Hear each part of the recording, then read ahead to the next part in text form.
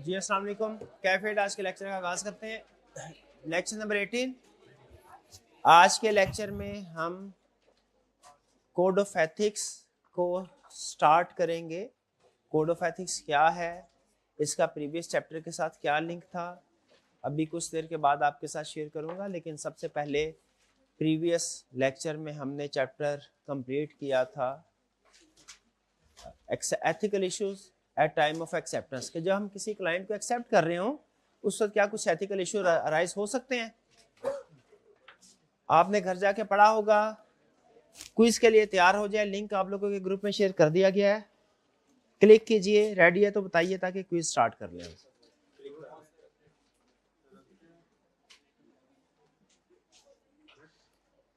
जी 10 second, okay.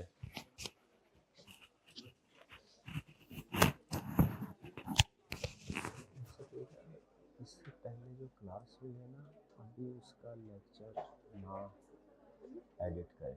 इससे पहले last class में उसका लेक्चर भी एडिट ना करें, वो मैं बताऊंगा क्या करना है।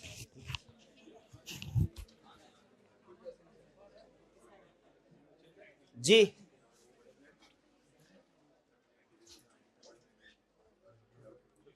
तैयार है, स्टार्ट करें जी। पहला CRN नंबर जरूर लिख लीजिएगा। CRN नंबर जिस स्टूडेंट का नहीं होगा प्राइज के लिए एलिजिबल नहीं होगा। वो अभी CR आने वाले ना, ये CRN जिसने नहीं लिखा होगा प्राइज के लिए एलिजिबल नहीं होगा। नहीं ऑप्शन तो इसका मतलब प्राइज के लिए एलिजिबल नहीं है।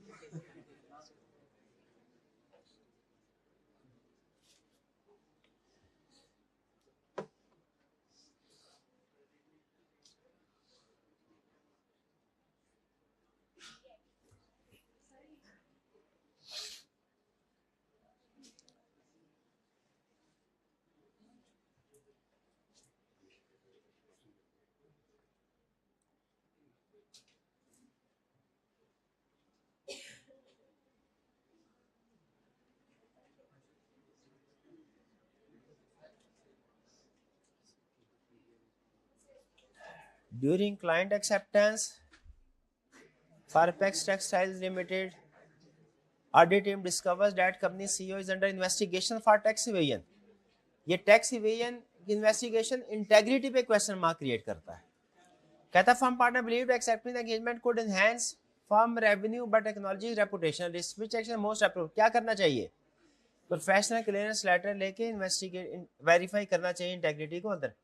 अगर पता चले कि ज्यादा सीरियस प्रॉब्लम नहीं है फिर एक्सेप्ट कर सकते हैं सेफगार्ड अप्लाई करके। लेकिन अगर पता चले ज्यादा सीरियस प्रॉब्लम है और ये बात सच है तो फिर उस सूरत में विड्रॉ कर लेना बेहतर है। लेकिन फिलहाल हमारे पास जो भी इंफॉर्मेशन आती है हम उसे क्या करते हैं, उसे कोरोबरेट करते हैं, कंफर्म करते हैं।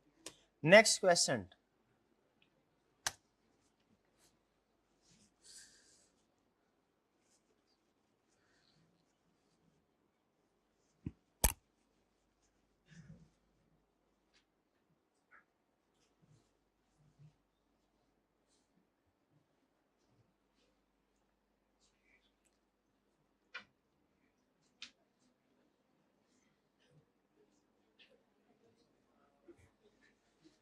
क्या कह रहा है जी? एक कम्प्लेक्स फाइनेंशियल इंस्टीट्यूशन का ऑडिट करने के लिए कहा गया फर्स्ट टाइम।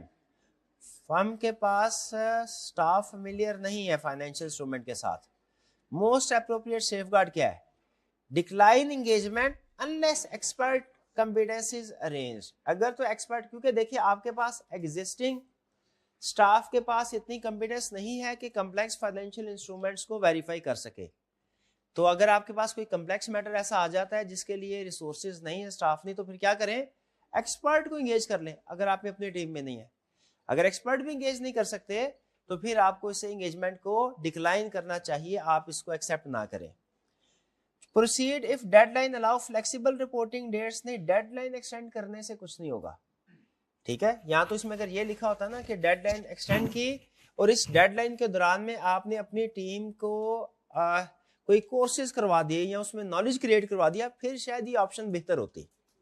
लेकिन उसने ऐसी कोई बात नहीं की है। इसमें जो अवेलेबल जैसे ये ट्रेन की बात करता ना यहाँ पे नीचे, तो ये फिर भी एक्सेप्टेबल हो सकता था कि डेडलाइन बढ़ा दी और उस डेडलाइन के दौरान में अपने स्टाफ को ट्रेन करेगा, फिर ये किसी हद तक एक्सेप्टेबल हो सकता था, ये भी एक्सेप्टेबल हो सकता था, लेकिन ये क्यों नहीं एक्सेप्टेबल ऑप्शन?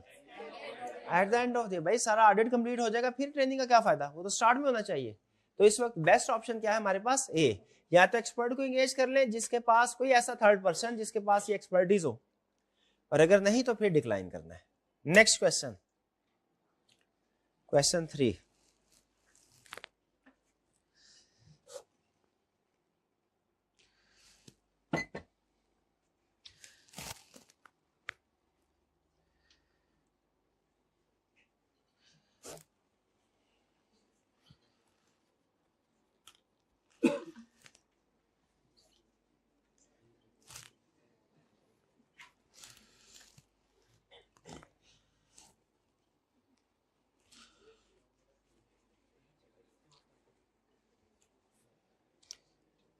जिसमें क्या कह रहे हैं, incoming auditor seek permission to contact predecessor auditor, client declines. What, client ने डिक्लाइन कर दिया तो फिर क्या करना है भाई? ये क्लाइंट ने ही डिक्लाइन कर दिया तो आप अल्टरनेटिव सोर्सेज से इंफॉर्मेशन तो नहीं लेंगे। अल्टरनेटिव सोर्सेज की तरफ तो तब जाते हैं जब प्रीडिसेसर ऑडिटर जवाब ना दे। ये तो क्लाइंट ने आपको रिफ्यूज कर दिया है, ये तो सीधी सीधी स्कोप लिमिटेशन है। इसमें हमने क्या करना है? एंगेजमेंट को डिक्लाइन करना है। नेक्स्ट क्वेश्चन,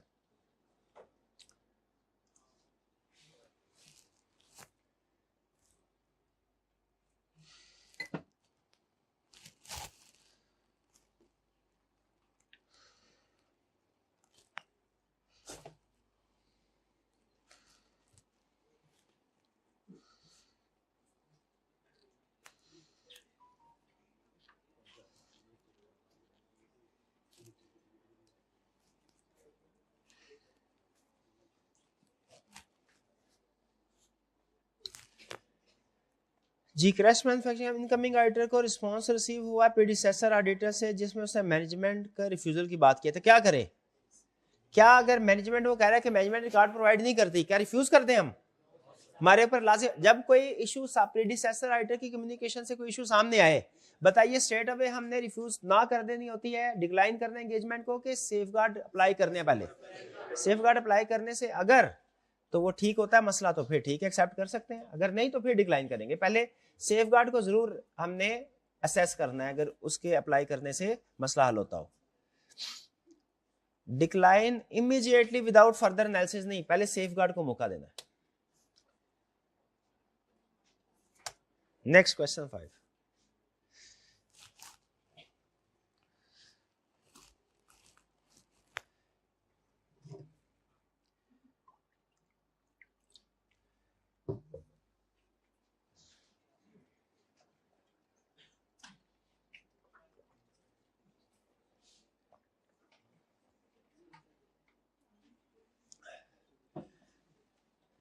क्लाइंट का गवर्नेंस स्ट्रक्चर वीक है, लेकिन मैनेजमेंट ने एग्री कर लिया है कि हम इसको इंप्रूव करेंगे, वादा कर लिया।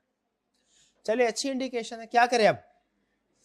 हाँ, अगर देख ले, अगर तो जेन्युइन कमिटमेंट है फिर उस पर एतवार करे। अगर सिर्फ जबानी कलामी इन्होंने कहा, उसे पता चल रहा है कि जबानी कलामी सिर्फ कह रहे हैं, असल में इनका इरादा नहीं है, इनकी हरकत ही ऐसी नहीं है, तो फिर उसके बार नहीं करना, एंगेजमेंट एक्सेप्ट नहीं करना। नेक्स्ट,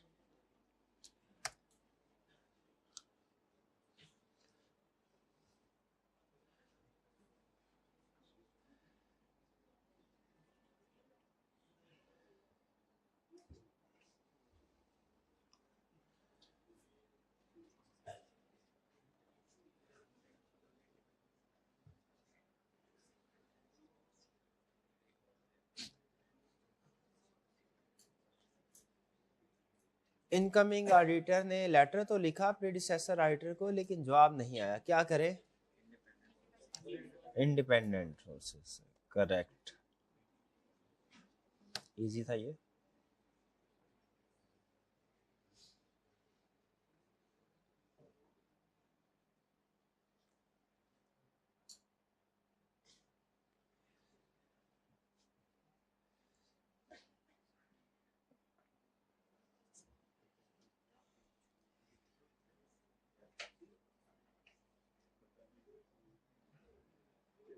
ये थोड़ा सा एडवांस हो गया क्वेश्चन आपके लिए।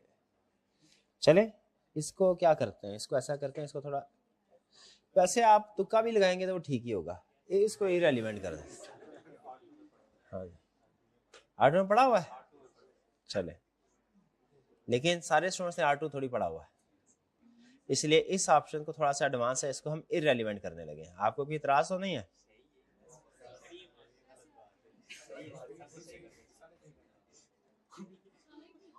हाँ, सारे गलत होंगे तो फिर ही सारे इक्वल होंगे ना। ये थोड़ा सा एडवांस क्वेश्चन है, ये कंसेप्ट अभी नहीं मैंने पढ़ाया, बाकी थ्रेड नहीं पढ़ाया, बाकी थ्रेड पढ़ा, हालांकि सही थ्रेड आपको तो पढ़ा एक ही है, सेल्फ इंटरेस्ट तो होना वही था, लेकिन फिर भी असूली तौर पे थोड़ा सा out of the syllabus question है। इसको इररेलेवेंट कर, जब सारे क्रॉस होते हैं फिर इररेलेवेंट होता है।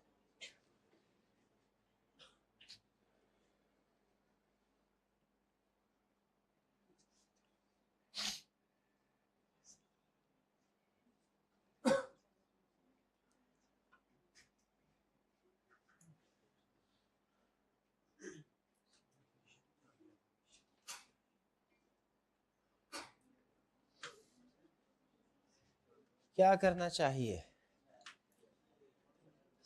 उसने अभी रिटर्न परमिशन क्लाइंट से ऑब्टेन नहीं की, क्या करे? इंफॉर्मेशन ऑब्टेन करे, और क्या करना है?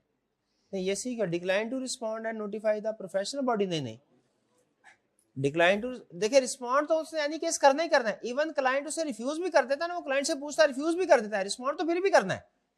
लेकिन रिस्पॉन्स में क्या करना है, फिर ये रीजन बतानी है कि सर हम आपको इन्फॉर्मेशन जो आपने रिक्वेस्ट किया प्रोवाइड नहीं कर सकते क्योंकि हमें इजाजत नहीं मिली।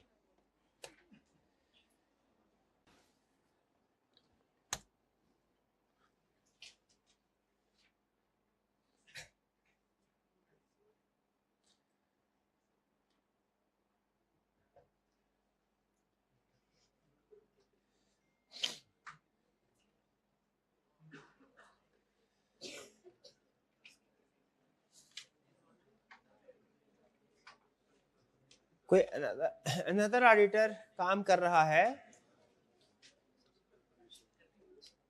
और फर्म के पास एक क्लाइंट आ गया सेकंड ओपिनियन लेने के लिए, तो मेगा ऑडिट यानी हम जो है क्या करना चाहिए? क्लाइंट हमारे पास आ गया सेकंड ओपिनियन लेने, क्या करते हैं इस केस में? Obtain client permission. नहीं, क्लाइंट परमिशन क्यों?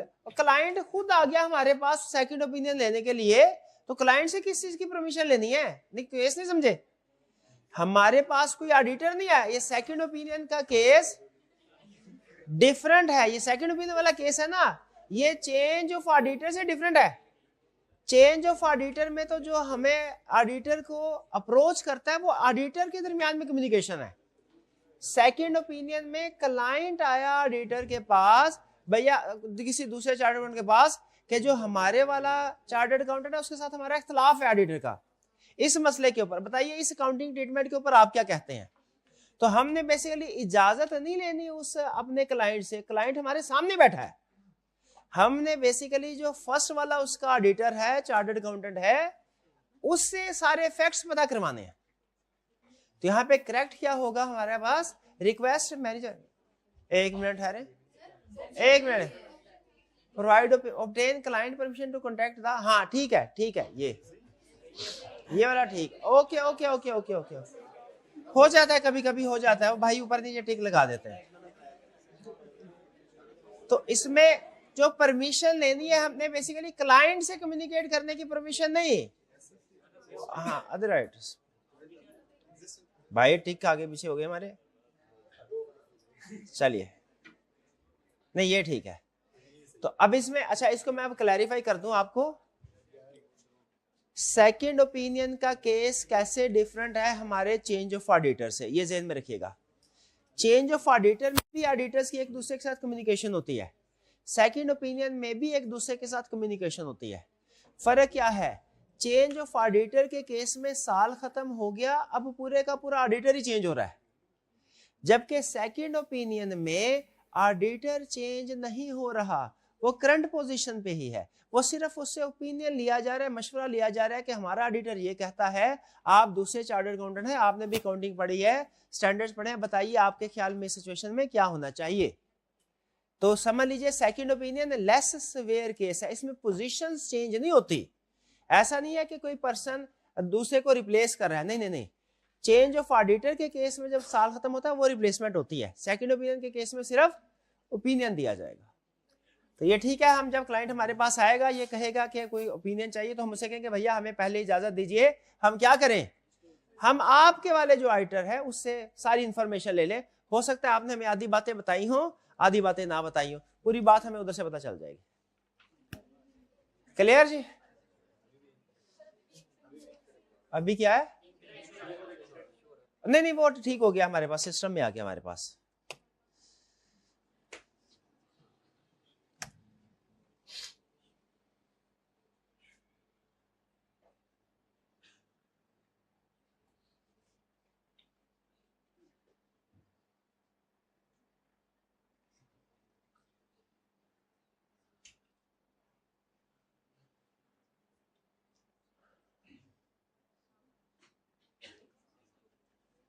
Engagement and actual valuation, the firm lacks actual expertise but can engage an individual। अच्छा उसे engage कर सकते हैं, क्या करना चाहिए? तो भाई engage कर लो, ऐसा ही है ना, कोई प्रॉब्लम तो नहीं है कि खुद ही काम करना लाजमी है।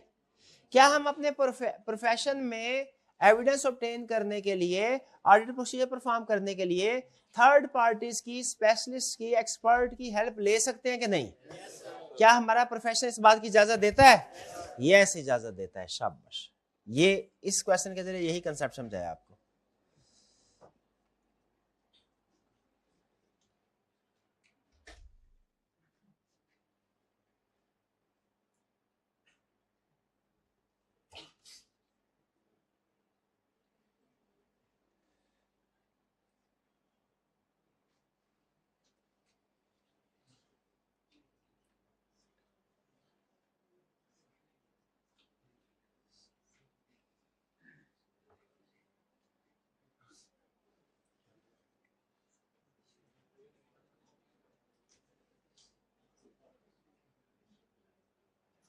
जी सेकंड ओपिनियन के लिए आया, क्लाइंट अप्रोच किया और इजाजत नहीं, क्या करें, क्योंकि इनकम्प्लीट इंफॉर्मेशन है।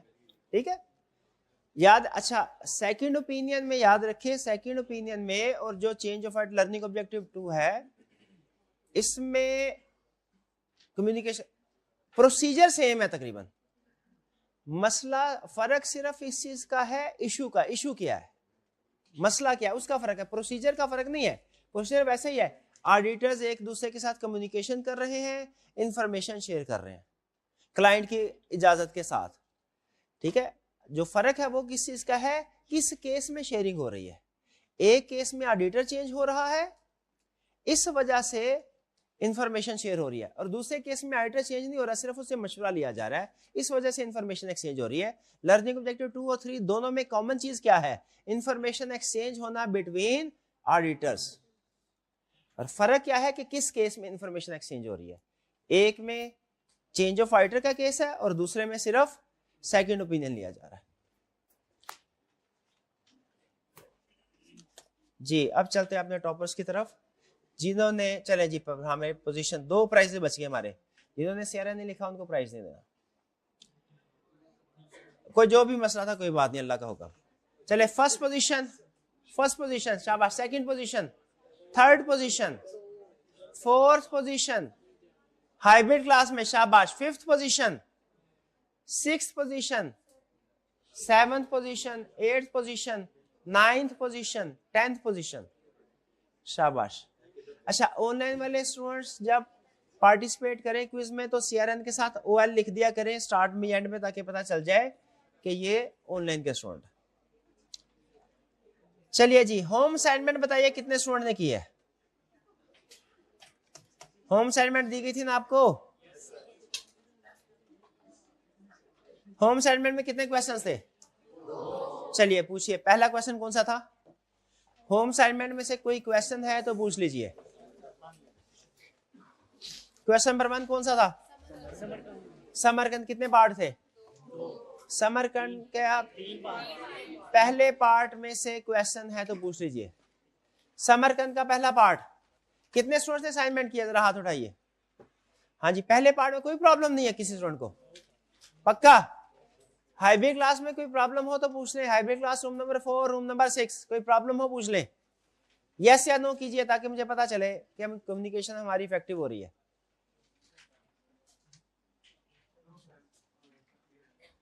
ठीक है, और रूम नंबर 6 में भैया हमारे को एक हाइब्रिड रूम में भाई स्लो है, क्यों स्लो है जी? चलिए कोई क्वेश्चन, ये क्लियर था, इजी था। पार्ट बी में कोई प्रॉब्लम? बी में भी कोई प्रॉब्लम? सोल्यूशन आपने पढ़ लिया? आपके डिसीजन मैच हो रहे हैं? अल्फाज तो मैच नहीं हो रहे होंगे ना? शुक्र है, अच्छा थोड़े थोड़े मैच हो रहे हैं, चले। अच्छा बहुत ज्यादा अल्फाज भी मैच होना ना, ये गलत बात है। इससे लगता है कि जैसे आप रट्टे लगा रहे हैं। आपको एक इंटरेस्टिंग एग्जांपल बताता हूं। हमारे ऑडिट में एक केस था।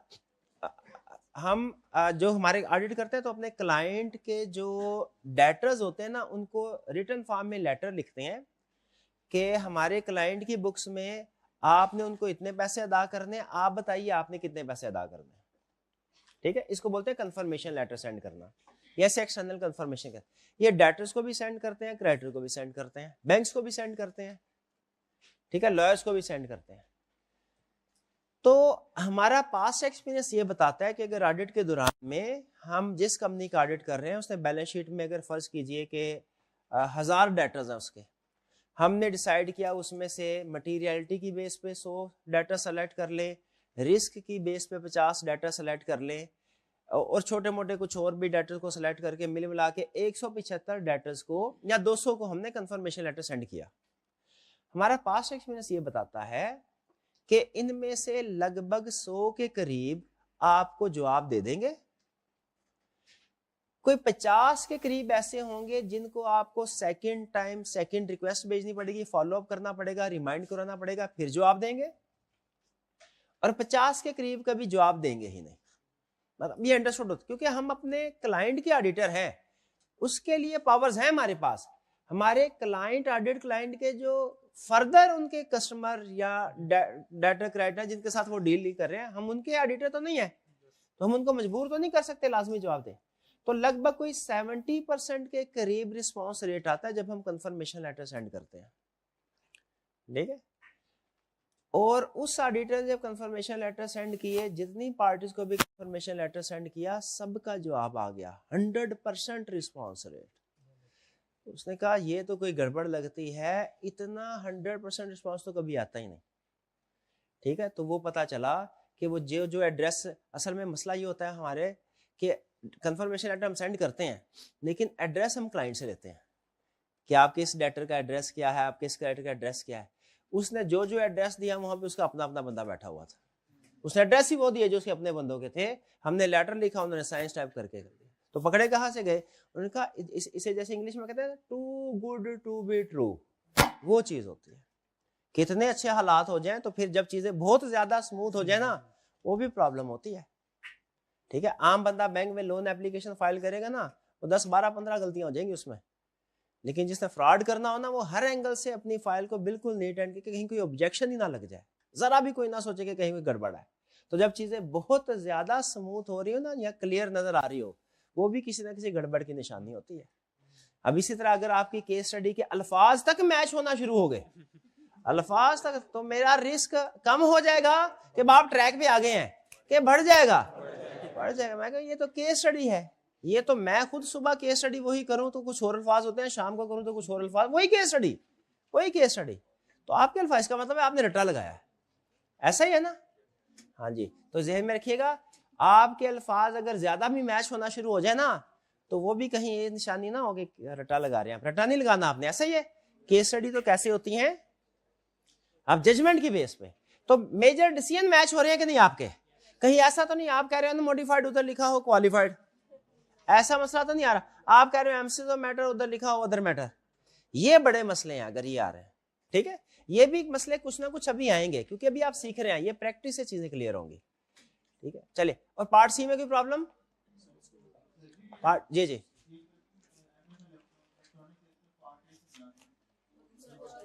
वह तरतीब से चला करे ना यार, ऐसे ना जैसे मैं हालांकि एक एक पार्ट करके कह रहा हूँ, आप फिर आगे जंप लगा रहे हैं मेरा भाई।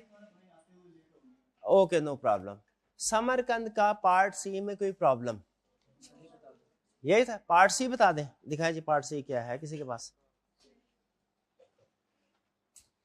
समर कह रहा है previous year's financial statements were audited by another firm of chartered accountant which has issued an unmodified opinion on these financial statements.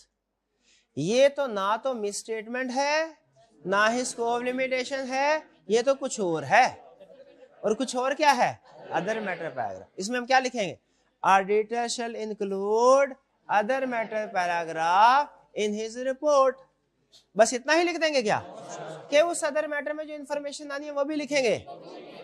कितने स्टूडेंट को पता है कि अदर मैटर पैराग्राफ में इस केस में कौन सी इंफॉर्मेशन आएगी? क्या इंफॉर्मेशन आएगी वाला? In other matter paragraph auditor shall state that previous year financial statements were audited by another auditor. उसके बाद टाइप ऑफ ओपिनियन, फिर उसके बाद डेट ऑफ ओपिनियन। 3 बातें बताएगा ऑडिटर अदर मैटर पैराग्राफ में। पहली चीज कि prior year financial statements audited by another auditor, दूसरी चीज टाइप ऑफ ओपिनियन, तीसरी चीज डेट। ये अदर मैटर का केस है, अदर मैटर का। क्लियर जी? ये किन का था? अच्छा, इसके अलावा कोई क्वेश्चन? 13 के बाद कौन सा था? 14। 13 क्लियर है जी? 14 में बताइए कोई प्रॉब्लम? पार्ट ए में कोई प्रॉब्लम? Part A, okay. पहले मैं रिक्वायरमेंट पढ़ लूं। रिक्वायरमेंट क्या है?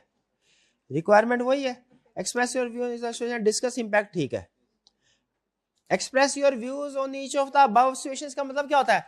Analyse the situation, evaluate the situation, यही होता है। कहता है डिस्कस करो ये क्या है। कर लेते हैं अभी। कह रहा है you are the audit manager of MM electronics private limited. Private को खास तौर पे नोट करें। क्यों नोट करवा रहा हूं भला? कि इसमें की ऑडिट मैटर डिस्कस नहीं होगा। क्यों नहीं होगा? हम तो अक्सर करते हैं। क्लियरली बता दिया, प्राइवेट वो तो सिर्फ लिस्टेड कंपनी में रिकॉर्ड होता है। कंपनी मार्केट प्रोडक्ट्स ने प्रॉफिट दिया हुआ है, उसने एसेट्स भी दिए। प्रॉफिट और एसेट्स दोनों दिए हुए हैं। प्रॉफिट किस लिए दिया हुआ है? मटेरियलिटी कैलकुलेट करने के। एसेट्स पता है किस लिए दिए हुए हैं? आपको कंफ्यूज करने के लिए कि जल्दी में आपको प्रॉफिट नजर ना आए तो एसेट्स की फिगर लेके उसका 5% कैलकुलेट कर लें। इक्का दुक्का स्टूडेंट इस ट्रैप में आ जाते हैं। सारे नहीं आते लेकिन इक्का दुक्का। तो याद रखें प्रॉफिट और टोटल एसेट्स दोनों दिए हुए हैं, तो एसेट्स आपने इग्नोर करना है, प्रॉफिट के मटेरियलिटी लेवल कैलकुलेट करना है। During the year, the company has changed its policy of valuation of property, plant, equipment from cost to valued amount. क्या पॉलिसी चेंज कर सकते हैं? बिल्कुल कर सकते हैं। कोई problem? For this purpose the service of professional valuation expert limited were hired. क्या हम अगर कोई डिफिकल्ट एरिया हो जैसे वैल्यूएशन है उसमें किसी एक्सपर्ट की हेल्प ले सकते हैं? बिल्कुल ले सकते हैं। अब मेरे में बार बार रिवैल्यूएशन वो की ऑर्डर मैटर आ रहा है, रिवैल्यूएशन से भी की ऑर्डर मैटर आ गया है, एक्सपर्ट को भी इंगेज कर रहे हैं, की ऑर्डर मैटर लेकिन लिखना नहीं है। क्यों नहीं लिखना? Private.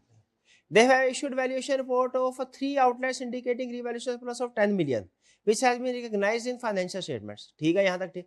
The management has informed you that the valuation reports of the remaining properties are expected to be issued in December 2000. इसका मतलब कुछ प्रॉपर्टीज है। अच्छा, कुल मिला के बात क्या निकली है इसमें से? कि कुछ प्रॉपर्टीज की वैल्यूएशन हुई है, कुछ प्रॉपर्टीज की वैल्यूएशन नहीं। बताइए, इस नतीजे पे पहुंच रहे हैं आप? हाँ जी। तो फिर आगे आपको पता ही आपने क्या करना है। काउंटिंग स्टैंडर्ड है एक हमारा, जो कि उसका हाँ IAS 16 नंबर याद है, नंबर लिख लें। नहीं नंबर याद तो सिर्फ IFRS लिख लें। IFRS क्या रिक्वायर करता है? जब एक क्लास को रिवैल्यू करना है, इंटायर क्लास को रिवैल्यू करना है।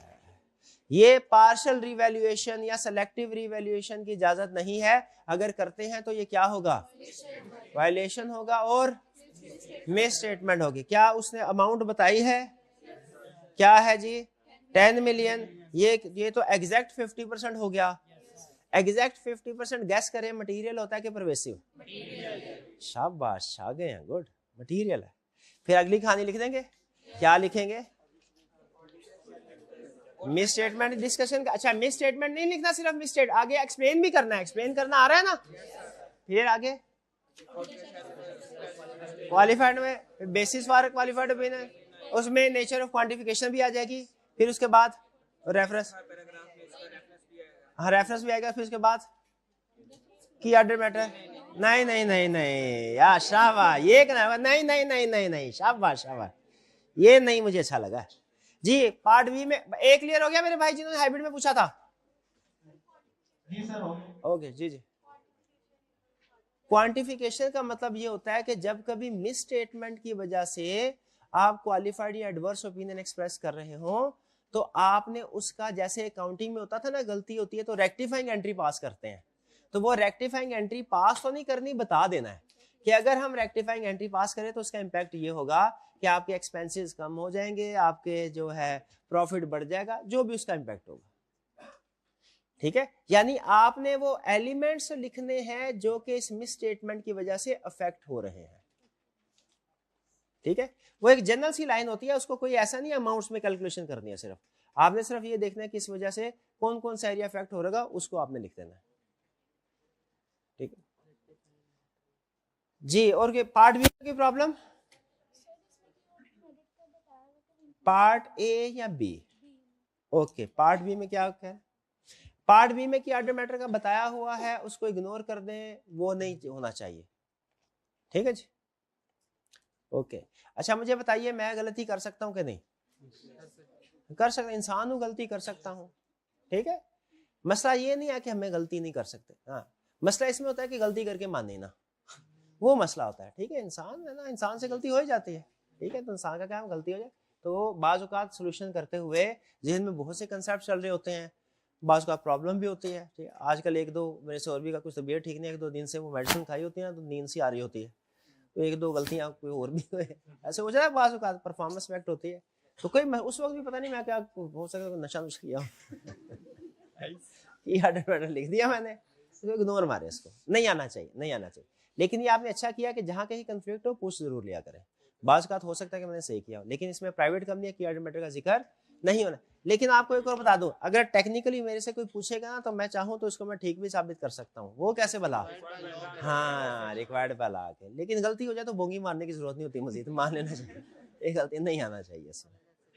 ठीक है जी, बी, बी क्लियर जी? जी बी में कोई और प्रॉब्लम? जी बताइए, शाबाश बताइए।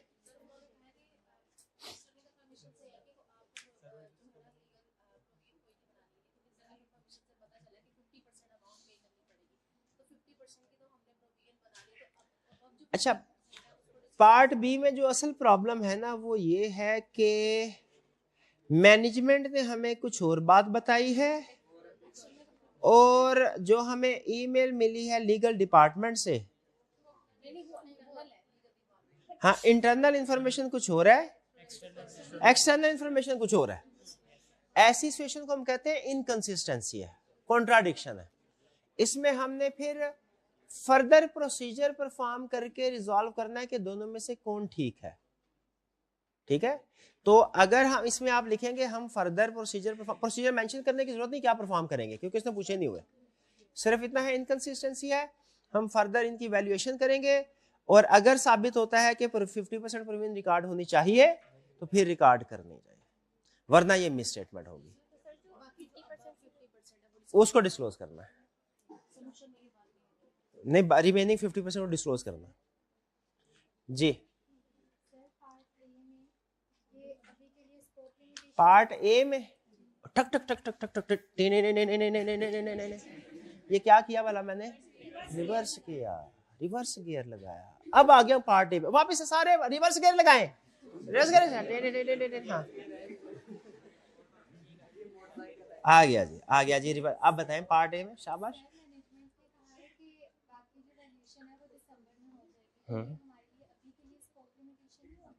नहीं, अभी के बाकी उन्होंने कहा है, देखे उसने फर्ज कीजिए 10 प्रॉपर्टीज थी, उनमें से 3 की वैल्यूएशन करवा ली, 7 की में भी उसने कहा दिसंबर में मिल जाएगी। क्या ये स्कोप लिमिटेशन नहीं है? स्कोप लिमिटेशन तब होती जब उसने रिवैल्यूएशन करवाई होती और हमें रिपोर्ट ना देता। जब एविडेंस मौजूद हो और मैनेजमेंट हमें प्रोवाइड ना करे, वो स्कोप लिमिटेशन है। नहीं नहीं, उसने 3 की करवा ली हुई है, अगर तो पता क्या होता, अगर तो उसने रीवैल्यूएशन करवा ली लेकिन फाइनेंशियल स्टेटमेंट्स में इंक्लूड नहीं की तो फिर हम कहते हैं मिस स्टेटमेंट नहीं है। उसे करना क्या चाहिए था? उसे सबसे पहले तो ये करना चाहिए था, एक्सपर्ट से कहता भाई 10 की 10 रिवैल्यूएशन रिपोर्ट मुझे इस टाइम पे चाहिए, वो क्लाइंट उस टाइम पे उसका एक्सपर्ट कर देता, तो 10 की रिवैल्यूएशन अमाउंट डाल देता, सारी प्रॉपर्टीज की, हमें कोई इतराज ना होता, हम कहते बिल्कुल ठीक है। अब उसने 10 की नहीं करवाई, 3 की करवाई, बाकी 7 की अभी नहीं करे। अब उसे क्या करना चाहिए था कि 3 की होगी उसे होल्ड कर ले, रिकॉर्ड तो ना करे, क्योंकि याद रखे या तो आपकी फाइनेंशियल स्टेटमेंट बनती है कॉस्ट बेसिस के ऊपर फिक्स या रिवैल्यूएशन के ऊपर, दोनों में से एक होगी। अब सारी की सारी, पहली ऑप्शन हमारी क्या, हम कह रहे हैं सारी की सारी रिवैल्यूएशन अमाउंट के ऊपर ले आए, नहीं की। दूसरी रिकमेंडेशन हम क्या उसे देंगे, सारी की सारी कॉस्ट में ले आए, कॉस्ट में ले आए फिर भी ठीक है भाई, होल्ड कर ले उसको, बाद में आके जब इकट्ठी रिवैल्यूएशन डाल देना। वो भी नहीं तो फिर इसको तीसरी ऑप्शन भी है कि भाई ये रिवर्स कर दो, ये जो तीन ऑप्शन, ये तो नहीं ना चलेगी। इसलिए अगर वो ना तो सारी की सारी कॉस्ट पे है, ना सारी की सारी रिवैल्यूएशन पे है, बल्कि कुछ कॉस्ट पे कुछ रिवैल्यूएशन, हमें इसमें मसला है। क्लियर? अच्छा, अब मुझे 2 सवालों के जवाब दीजिए। जी बहन जी आप दीजिए जवाब, आपका लेक्चर चल रहा था। अगर सारी की सारी प्रॉपर्टीज रिवैल्यूड अमाउंट पे उसने शो की होती, ठीक है, तो हम क्या करते, क्या हम की ऑर्डर मैटर इंक्लूड करते? मिस स्टेटमेंट नहीं है, इसमें इंक्लूड करते नहीं करते, क्योंकि ये कंपनी प्राइवेट है। हाँ जी, कंपनी पढ़े नहीं, क्योंकि शाबाश। तो अगर सारी प्रॉपर्टी रिवैल्यूड अमाउंट पे है वो भी ठीक, सारी प्रॉपर्टी कॉस्ट पे है वो भी ठीक, आधी कॉस्ट पे आधी रिवैल्यूड पे है फिर मसला है, ये वो मसला है। क्लियर जी? और की क्वेश्चन? शाबाश, इसको और की क्वेश्चन? पार्ट सी में कोई प्रॉब्लम? पार्ट सी करवाते? जी जी जी भाई पूछे, हाइब्रिड क्लास में पूछे। ओके पार्ट सी करा, ठीक है। विद इफेक्ट फ्रॉम 1 जुलाई, इसमें मसला बिल्कुल सिंपल है। अगर कोई आपसे ये कहे सर मैं फर्स्ट टाइम क्रेडिट सेल कर रहा हूं इस साल, इससे पहले हमेशा मैं कैश पे बिजनेस करता, कैश पे बिजनेस करते हैं ना लोग, फर्स्ट टाइम क्रेडिट सेल मैंने अनाउंस की है, तो मुझे नहीं पता मेरे बैड डेट कितने होंगे, क्या provision for bad debt record करनी चाहिए उसे कि नहीं? क्यों? वो कहेगा मेरे पास इंफॉर्मेशन नहीं, क्योंकि फर्स्ट टाइम मैं क्रेडिट सेल कर रहा हूं। हम उसे कहे भाई आपको इस प्रोफेशन, उस इंडस्ट्री में तो रहते हैं ना, दुनिया में तो रहते हैं ना, ये तो आपको पता है कि किसी को उधार दें तो पूरे पैसे वापस नहीं मिलते, तो जितना भी आपका अंदाजा है उतने की प्रोविजन रिकॉर्ड फिर भी करनी चाहिए, ताकि चाहे आप फर्स्ट टाइम क्यों ना बिजनेस कर रहे हो, एस्टिमेट इसी चीज का नाम है, कंफर्म तो कोई भी नहीं होता। इस केस के अंदर क्या है, इस केस के अंदर वो ये कह रहा है कि मैंने फर्स्ट टाइम प्रोविजन प्रोवाइड करना शुरू किया, ऐसे यही कह रहा है ना, फर्स्ट टाइम प्रोविजन प्रोवाइड कर, वारंटी मैंने देना शुरू की है, इसीलिए चूंकि मुझे पता नहीं है तो मैं वारंटी की प्रोविजन रिकॉर्ड नहीं कर सकता, ये उसका आर्गुमेंट है। आपने इसमें 2 बातें लिखनी है। पहली बात तो ये कि अगर कंफर्म नहीं भी है ना कर सकते अमाउंट, तो फिर भी रिलायबल एस्टिमेट बना के प्रोविजन रिकॉर्ड करनी ही चाहिए, पहली चीज ये। अगर कंफर्म अमाउंट नहीं है फिर भी एस्टिमेट करके प्रोविजन फॉर वारंटी, क्योंकि वारंटी प्रोवाइड कर रहे हैं, कुछ ना कुछ सेट तो वापस रिपेयर के लिए आएंगे। और दूसरा आपने उसमें ये कहना है भाई, एक तरफ आप कह रहे हो कि मैं एस्टिमेट नहीं कर सकता, और दूसरी तरफ एस्टिमेट करने के लिए जो इन्फॉर्मेशन चाहिए वो भी आपने बताया हुआ कि है। आप नोट कीजिए, उसने इन्फॉर्मेशन भी इंक्लूड की है। वारंटी के लिए क्या चाहिए होता है कि कितने सेट वापस आएंगे, उसकी कॉस्ट कितनी होगी, ये अमाउंट ये उसने बताया हुआ है। Company has a customer after sale service on all products, after sale service पहले से प्रोवाइड कर रहे हैं, वारंटी नहीं देते थे, सर्विस तो प्रोवाइड करते थे। क्या इनको पता नहीं होगा कि सेट सेल करते हैं कितने वापस आते हैं? और फिर इसके बाद कह रहे हैं company bills the customer 25% above cost, क्या उसको जो सेट को रिपेयर करने के लिए कितनी कॉस्ट इनकर होती है वो इनको पता नहीं होगा? भाई प्रोविजन रिकॉर्ड करने के लिए यही चाहिए ना, कितने सेल के, जैसे फार्मूला क्या होता है वारंटी प्रोविजन का, number of unit sold this year multiplied by defective rate multiplied by unit cost to repair, ये अमाउंट जो होती है ये हमारी प्रोविजन का फार्मूला हो जाती है। इसमें क्या इनको पास्ट एक्सपीरियंस से अंदाजा है कितने यूनिट्स रिटर्न होते हैं? उसने क्वेश्चन में ये भी बताया कि हम पास्ट में आफ्टर सेल सर्विस प्रोवाइड कर रहे हैं, उसने ये भी बताया कि हमें इसकी कॉस्ट भी पता है कितनी होती है। तो भाई आपके पास जब इंफॉर्मेशन है तो आपको प्रोविजन फॉर वारंटी रिकॉर्ड करनी चाहिए। इवन अगर ये सारी इंफॉर्मेशन ना भी दी होती ना उसने, हम फिर भी ये कहते हैं क्या वारंटी प्रोवाइड कर रहे हो, प्रोविजन रिकॉर्ड करो। फिक्स एसेट यूज कर रहे हो, डेप्रिसिएशन रिकॉर्ड करो, चाहे फर्स्ट टाइम फिक्स एसेट क्यों ना यूज कर रहे हो। क्रेडिट सेल कर रहे हो, provision for bad debt record करो, चाहे फर्स्ट टाइम क्यों ना क्रेडिट सेल कर रहे हो। ठीक है, यही एस्टिमेट इसी चीज का नाम है जी। कुछ समझ आई आपको? तो उसका ये आर्गुमेंट कि मैं प्रोविजन को रिलायबली एस्टिमेट नहीं कर सकता, ये आर्गुमेंट सही है क्या? गलत है। सब नेक्स्ट क्वेश्चन। इसके अलावा कोई क्वेश्चन? कोई क्वेश्चन नहीं है? ये डी वाला समझ आ गया था आपको? डी वाला समझ आ गया था? तो पूछ क्यों नहीं रहे आप? हाँ, ये अर्निंग पर शेयर एक डिस्क्लोजर रिक्वायरमेंट होती है। ये स्टडी एक ये लिस्टेड कंपनी के लिए होती है। ये आपके स्कोप से थोड़ा बाहर है। FR1 में पढ़ा हुआ आपने? फिर तो ठीक है, फिर तो ठीक है। अगर FR1 में है तो ये earning per share listed companies के लिए रिक्वायर्ड होती है, इसके लिए रिक्वायर्ड नहीं थी। इसके लिए रिक्वायर्ड क्यों नहीं थी? क्योंकि प्राइवेट कंपनी है।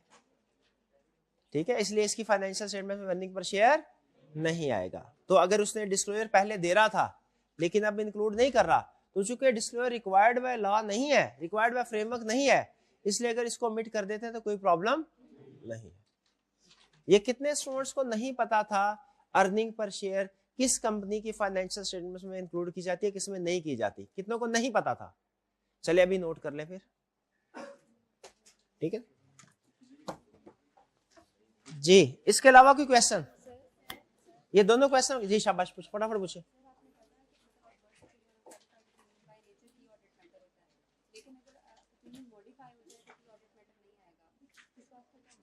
नहीं, मैंने कभी ये बात नहीं की कि ओपिनियन अगर मॉडिफाइड आ जाएगा तो की ऑडिट मैटर नहीं आएगा। मैंने ये कही बात, मैं कहा था डिस्क्लेमर ऑफ ओपिनियन के केस में कहा जंग होगी, जंग जंग जंग।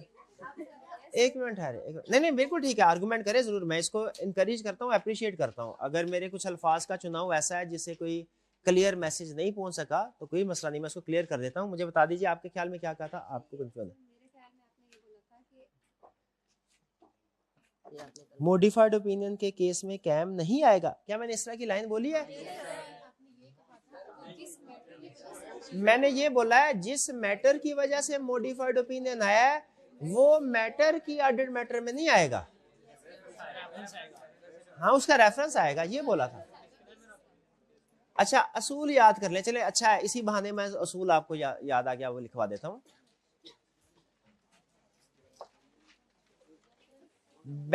ये ऑडिट रिपोर्ट के जितने भी पैराग्राफ आपने पढ़े हैं, जितने भी पैराग्राफ हैं, उनमें से हर पैराग्राफ का डिसीजन इंडिपेंडेंट है। Every paragraph is decided separately. Every paragraph in audit report is decided separately।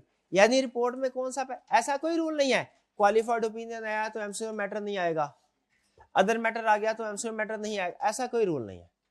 सिर्फ और सिर्फ की ऑडिट मैटर के केस में होता है। डिस्क्लेमर ओपिनियन आए तो की ऑडिट मैटर नहीं आता। हर पैराग्राफ अलग डिसाइड हो, हर पैराग्राफ अलग सिचुएशन है। हाँ जी, तो क्या क्वालिफाइड ओपिनियन हो तो एमसीक्यू मैटर पैराग्राफ आ सकता है? बताइए, क्या क्वालिफाइड ओपिनियन हो तो एमसीक्यू पैराग्राफ आ सकता है? बिल्कुल आ। लेकिन एमसीक्यू मैटर पैराग्राफ में तो लिखा हुआ आखिरी line, our opinion is not modified or not qualified in respect of this matter. वो लिखा हुआ है दिस मैटर, जोर दिस मैटर पे है, इसको समझे। ठीक है, तो अगर आपकी रिपोर्ट में मॉडिफाइड ओपिनियन पैराग्राफ आ गया तो एमसीक्यू मैटर भी आ सकता है, वो अलग केस होगा। अदर मैटर भी आ सकता है, वो अलग सर्कमस्टेंसेस की वजह से होंगे। और दूसरा गोइंग कंसर्न अनसर्टेनिटी भी आ सकता है वो, लेकिन अलग रीजन अलग अलग होना। तो रिपोर्ट के अंदर, एक रिपोर्ट के अंदर सारे पैराग्राफ आ सकते हैं। क्वालिफाइड ओपिनियन भी आ सकता है, उसके बाद मॉडिफाइड ओपिनियन भी आ सकता है, गोइंग कंसर्न अनसर्टेनिटी का पैराग्राफ भी एक ही रिपोर्ट में आ सकता है, एमसीक्यू मैटर भी उसी रिपोर्ट में आ सकता है, अदर रिपोर्ट भी उसी रिपोर्ट में आ सकता है, की ऑर्डर मैटर भी उसी रिपोर्ट में आ सकता है। लेकिन शर्त क्या होगी भला, हर रीजन अलग अलग होगी। ये कंसेप्ट पिक करें। ये समझ आ गई आपको? इसको अब जिस तरह आपने चेंज करना है वो चेंज करके लिख दें, ठीक है? और कोई क्वेश्चन जी?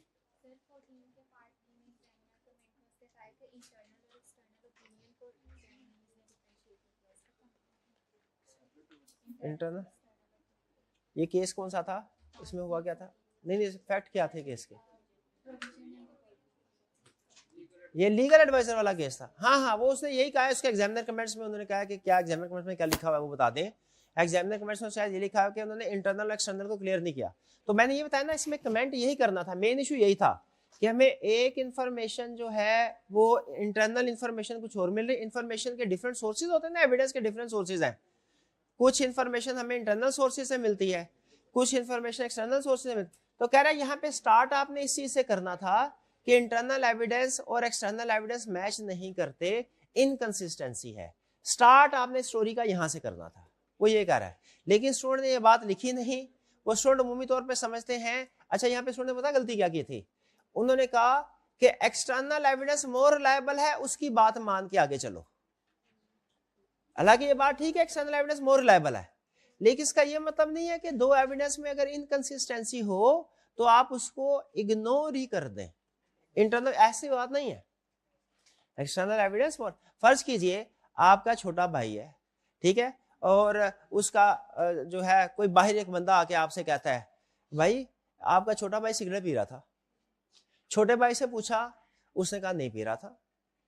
अब क्या इंटरनल एविडेंस कुछ और स्टेटमेंट दे रहा है, एक्सटर्नल एविडेंस कुछ और statement. External evidence more reliable है, मानते हैं, लेकिन क्या हम इन्वेस्टिगेशन किए बगैर सिर्फ एक्सटर्नल वाले की बात मान ले?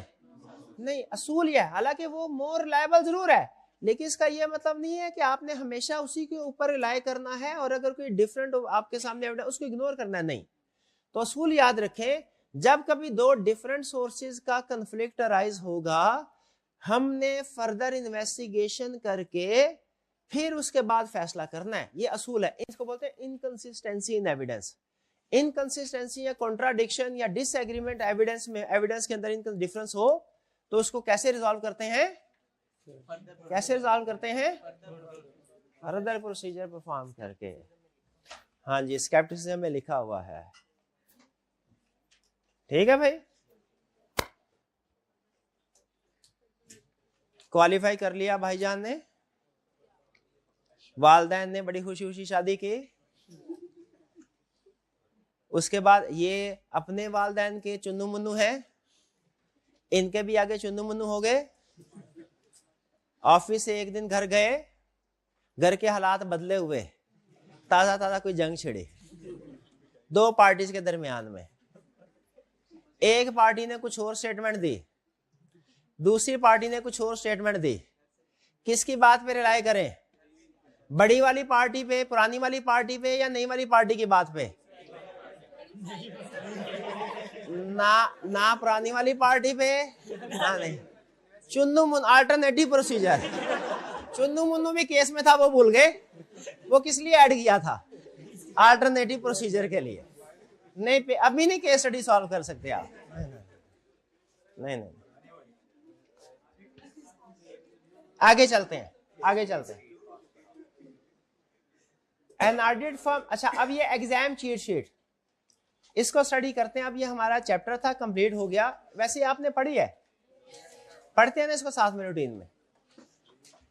An audit firm is offered it's first insurance client but only one supervisor has prior insurance audit experience. Audit firm जो है उसको फर्स्ट टाइम इंश्योरेंस क्लाइंट की ऑप्शन मिला ऐड करने की, सिर्फ एक सुपरवाइजर के पास पास्ट एक्सपीरियंस है। What threats arise and how can they be safeguarded? बताइए इस सिचुएशन में कौन से थ्रेट राइज होते हैं? फर्स्ट टाइम कॉम्पिटेंस, हाँ शामिल, सेल्फ इंटरेस्टेड टू कॉम्पिटेंस। और चूंकि फर्स्ट क्लाइंट है तो याद रखें मेंशन उसने फोकस किया कॉम्पिटेंस के ऊपर, लेकिन साथ ही साथ इंटेग्रिटी का थ्रेट भी अराइज होता है। भाई फर्स्ट क्लाइंट जब भी आएगा क्या इंटेग्रिटी को भी हमने डिस्कस नहीं करना? तो ऐसी सिचुएशन में मुझे बताइए, जब फर्स्ट टाइम आपका क्लाइंट आए तो आपने सिर्फ कंपिटेंस को वैल्यूएट करना है या इंटेग्रिटी को भी? दोनों को। उसके बाद सेफगार्ड आपको पता ही क्या है, मुझे बताइए क्या self interest threat to competence के सेफगार्ड और self interest threat to integrity के सेफगार्ड और फैक्टर्स टू वैल्यूएट सेम है या डिफरेंट है? डिफरेंट है। तो इनको याद कर लेंगे आप। Next, an IT company owned by foreign tax haven firm. Tax haven firms कौन सी होती हैं? टैक्स हेवन जुरिस्डिक्शन ऐसी जुरिस्डिक्शन कहते हैं जिसमें टैक्स रेट बहुत कम होता है। The firm lacks IT audit experience. Firm के पास आईटी का एक्सपीरियंस नहीं है, हालांकि कंपनी आईटी वाली है, फर्म के पास आईटी का एक्सपीरियंस नहीं है। What threat arise and how they can be safeguarded? कौन से थ्रेट? अगेन क्या सिर्फ कंपिटेंस का थ्रेट डिस्कस करेंगे या इंटेग्रिटी का भी? अच्छा, क्या सिर्फ थ्रेट डिस्कस करना है या उसके सेफगार्ड भी? शाबाश। और देखिए पूछा उसने क्वेश्चन में अगर थ्रेट है और सेफगार्ड है, लेकिन जरूरी होता है, देखिए safeguard depends on factors to evaluate. तो आपने कोशिश करनी है कि अगर मार्क्स हो तो सेफगार्ड से पहले फैक्टर्स टू वैल्यूएट भी लिख दें। फैक्टर्स टू वैल्यूएट जी नहीं वो कि जहां मर्जी हमें से कोई लेना देना नहीं है। फॉर हमें लेना देना किससे है? आईटी कंपनी है, हमारे पास आईटी एक्सपर्टीज नहीं है, फर्स्ट टाइम हम उसका ऑडिट कर रहे हैं, क्या प्रॉब्लम राइज होगी? इंटेग्रिटी क्यों है? क्योंकि हर नया क्लाइंट जब आपके पास आएगा तो उसमें इंटेग्रिटी का इशू भी अराइज होगा। क्वेश्चन में फोकस उसने कंपिटेंस के ऊपर किया है, इस अल्फाज से आपको लग रहा है कंपिटेंस का इशू हाईलाइट किया है, लेकिन हाईलाइट करने का यह मकसद नहीं है कि दूसरा कोई इशू है ही नहीं। कोई भी नया क्लाइंट आया ना, अगर साइलेंट भी रहता ना, सिर्फ इतना कहता आपके पास एक नया क्लाइंट आया और कुछ भी ना बताता, हम उसमें भी कहते हैं कि थ्रेट राइज हो रहा है। कौन से? कंपिटेंस का और इंटेग्रिटी का। डन जी, आगे चलते हैं। An entity offers audit but has not chosen any financial reporting framework. Why is financial reporting framework important at acceptance? Financial reporting, ये शायद इसका कंसेप्ट नहीं था, डिस्कस नहीं हुआ है ना। फाइनेंशियल रिपोर्टिंग फ्रेमवर्क याद रखे फाइनेंशियल स्टेटमेंट्स बनाने के लिए जरूरी है। अगर आपने फाइनेंशियल रिपोर्टिंग फ्रेमवर्क को सेलेक्ट नहीं किया ना, तो इसका मतलब है फाइनेंशियल स्टेटमेंट्स नहीं बनी हुई, अभी फाइनेंशियल स्टेटमेंट्स नहीं बनी, ऑडिट करना मुश्किल है। अगर फाइनेंशियल रिपोर्टिंग फ्रेमवर्क गलत सेलेक्ट किया लेकिन गलत सेलेक्ट कर लिया, तो इसका मतलब फाइनेंशियल स्टेटमेंट्स भी ऑटोमेटिकली गलत हो गई। ठीक है, इसीलिए financial reporting framework acceptance stage पे अहम है कि फाइनेंशियल रिपोर्टिंग फ्रेमवर्क एक्सेप्टेबल होना चाहिए। अगर फाइनेंशियल रिपोर्टिंग फ्रेमवर्क एक्सेप्टेबल नहीं है तो फिर क्या करते हैं हम? एंगेजमेंट एक्सेप्ट नहीं करते। फिर कह रहे हैं new clients director is facing fraud court proceedings, why consider this before acceptance.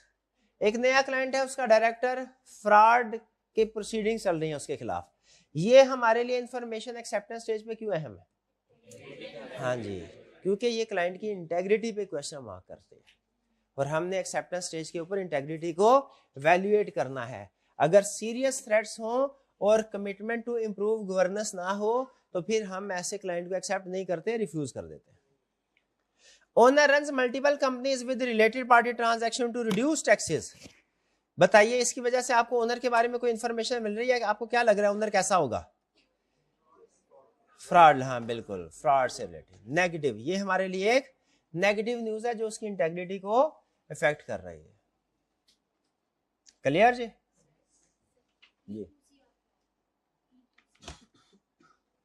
EQCR किधर लिखा?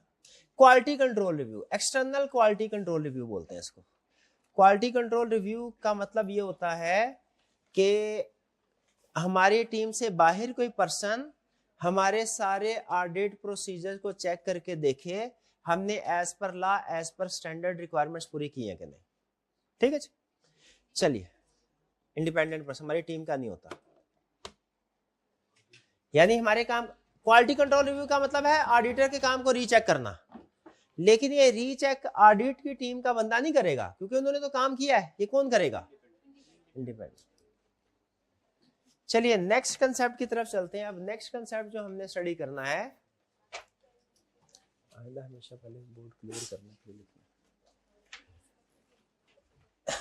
नेक्स्ट फंडामेंटल एथिकल, यह है चैप्टर 20। अब ये जंप लगा के हम चैप्टर 20 पे क्यों आ गए, ये सुन ले जरा, ये सुन। जो चैप्टर हमने अभी स्टडी किया है चैप्टर 4 था, ये हमें बताता है ethical issues at time of acceptance. Acceptance stage पे कुछ एथिकल इश्यूज हमें फेस करना पड़ सकते हैं, ठीक है। और चैप्टर 20 हमें यह बताता है एक्सेप्टेंस के बाद, क्या मुझे बताइए एथिकल इश्यूज सिर्फ at time of acceptance arise होंगे कि ड्यूरिंग ऑडिट भी राइज हो सकते हैं? तो चैप्टर 4 ने हमें बताया था एक्सेप्टेंस पे कौन से थ्रेट होंगे, और ये चैप्टर क्या बता रहा है, ड्यूरिंग ऑडिट क्या थ्रेट राइज होंगे, ठीक है। हालांकि मैंने आपको बताया था इंडिपेंडेंस से related requirements code of ethics में भी है, लॉ में भी है, लेकिन कोड ऑफ एथिक्स ज्यादा अहम है क्योंकि इनके क्वेश्चन कंफर्म आता है, इसका क्वेश्चन, लॉ का क्वेश्चन कभी कभी आता है। और दूसरी रीजन ये कि जो कोड ऑफ एथिक्स हम पढ़ने जा रहे हैं ये कंफर्म क्वेश्चन है, रिपोर्ट में कंफर्म क्वेश्चन। इस बार थोड़ा सा स्टाइल ना मैं जरा चेंज कर रहा हूं, जो अहम वाले टॉपिक्स है ना, अहम वाले, उनके ऊपर ज्यादा फोकस और वो पहले कर रहे हैं, जो कम अहम है उनको थोड़ा हमने साइड पे कर दिया, ठीक है। लेकिन इसमें मेरी कोशिश यह है कि हमारा एक लॉजिकल कनेक्शन रहे, जैसे 4 से जंप लगा के 20 पे आए जरूर है हम, लेकिन इन दोनों के दरमियान में कनेक्शन है, दोनों एथिकल इश्यू से रिलेट कर रहे हैं। चैप्टर 4 जो था वो हमारा स्टार एक्सेप्टेंस के स्टेज पे एथिकल इश्यू को डिस्कस कर रहा है, चैप्टर 20 कौन सा कर रहा है, बाद में। चलिए स्टार्ट करते हैं। अच्छा मुझे ये बताइए, हमने एक ऑडिटर बनना है या एक अच्छा ऑडिटर बनना है? लॉ हमें यह बताता है ऑडिटर कैसे बनते हैं, वो कहता है ऑडिटर बनने के लिए चार्टर्ड अकाउंटेंट होना जरूरी है, खत्म कहानी, 2 और बात बताता है, लंबी चौड़ी बात करता ही नहीं है लॉ। ऑडिटर बनने के लिए क्या होना जरूरी है, ये लॉ में लिखा है, कंपनीज एक्ट में लिखा है। अच्छा ऑडिटर बनने के लिए क्या होना जरूरी है, सवाल ये है। अच्छा ऑडिटर बनने के लिए 5 चीजें होना जरूरी है।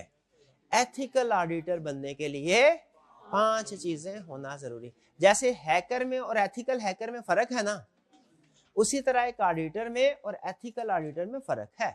बताइए आप हैकर बनना चाहते हैं कि एथिकल हैकर? एथिकल हैकर, हाँ हैकर बनेंगे फिर एथिकल, बिल्कुल ठीक, बिल्कुल ठीक। तो हमने भी याद रखे सिर्फ ऑडिटर नहीं बनना। अच्छा, इसका मतलब ये हुआ हमें सिर्फ चार्टर्ड अकाउंटेंसी की क्वालिफिकेशन काफी नहीं है, कुछ मजीद, कुछ हमारी पर्सनैलिटी में भी ऐसी चीजें होनी चाहिए। और ये कोड ऑफ एथिक्स हमें बताता है कि एक ऑडिटर की पर्सनैलिटी में क्या चीजें होनी चाहिए जो उसे एक अच्छा ऑडिटर बनाएंगी। वो स्टार्ट करते हैं वन बाय वन। कहता है 5 खसूसियात हैं, 5 खसूसियात। अगर आप अच्छा ऑडिटर बनने चाहते हैं 5 असूलों के ऊपर अमल कीजिए। 5 असूल आपको दिए जा रहे हैं, जिसने इन 5 असूलों पे अमल कर लिया, ये असूल है, ये असूल नहीं है, ये समझे अग्निपथ है। अग्निपथ समझते हैं, लाइन ऑफ फायर, आग का दरिया है जिससे गुजरना है। ये बहुत सख्त असूल हैं, इनके ऊपर अमल करना है। और ये असूल इतने अच्छे भी हैं कि ये मेरे ख्याल में सिर्फ ऑडिटर्स को नहीं बल्कि हर पर्सन को इन प्रिंसिपल्स के ऊपर अमल करना चाहिए। हर पर्सन को एथिकल होना चाहिए। ये असूल है, ये असूल है 5। वो कहता है ये 5 अच्छा ऑडिटर बनना चाहते हैं, 5 असूल जिनको कहते हैं फंडामेंटल एथिकल प्रिंसिपल। अगर आप एथिकल ऑडिटर बनना चाहते हैं 5 असूलों के ऊपर अमल करें। कौन कौन से? Integrity, objectivity, confidentiality, professional competence and due care, professional behaviour. फिर से, क्या हम अच्छा ऑडिटर बनना चाहते हैं? यस। तो हमें असूल पसंद जिंदगी, असूल परस्त बनना है, असूलों के ऊपर अमल कर, असूलों के ऊपर चलना है। कितने असूलों पे चलना है? अच्छे ऑडिटर को 5 असूलों पे चलना है। कौन कौन से? Integrity, objectivity, confidentiality, professional competence and due care, professional behaviour. अब मैं ब्रीफली आपको बताता हूं इनका मकसद क्या, मतलब क्या है ब्रीफली, उसके बाद डिटेल भी चलती रहेगी। इंटेग्रिटी का मतलब है सच बोलो, ऑनेस्ट रहो, ट्रुथफुल रहो, स्ट्रेट फॉरवर्ड रहो, झूठ भी ना बोलो और गोलमोल बातें भी ना करो। गोलमोल बातों को कहते हैं मिसलीडिंग इंफॉर्मेशन। झूठ एक तो होता है एरर, एक होता है ओमिशन, एक होता है मिसलीडिंग इंफॉर्मेशन। एरर क्या है? कोई गलत काम करना। रिपोर्ट के अंदर मैंने अपना प्रोफाइल बनाया, उसमें मैंने ऐसी क्वालिफिकेशन लिख दी जो मैंने कभी की नहीं, एरर। ओमिशन, मेरे खिलाफ 4-5 लीगल केस हुए हैं, कोई मर्डर के हैं, कोई धोखा, मैंने वो बताई नहीं, ये क्या है? ओमिशन। एरर, क्वालिफिकेशन बढ़ा दी जो की भी नहीं। ओमिशन जो है वो जो नेगेटिव न्यूज थी वो मैंने अपनी सीवी में लिखी नहीं, ओमिशन। मिसलीडिंग इंफॉर्मेशन क्या है? मिसलीडिंग इंफॉर्मेशन स्टेटमेंट को इस तरीके से बताना कि जैसे सुनने वाला किसी गलत नतीजे पे पहुंचे।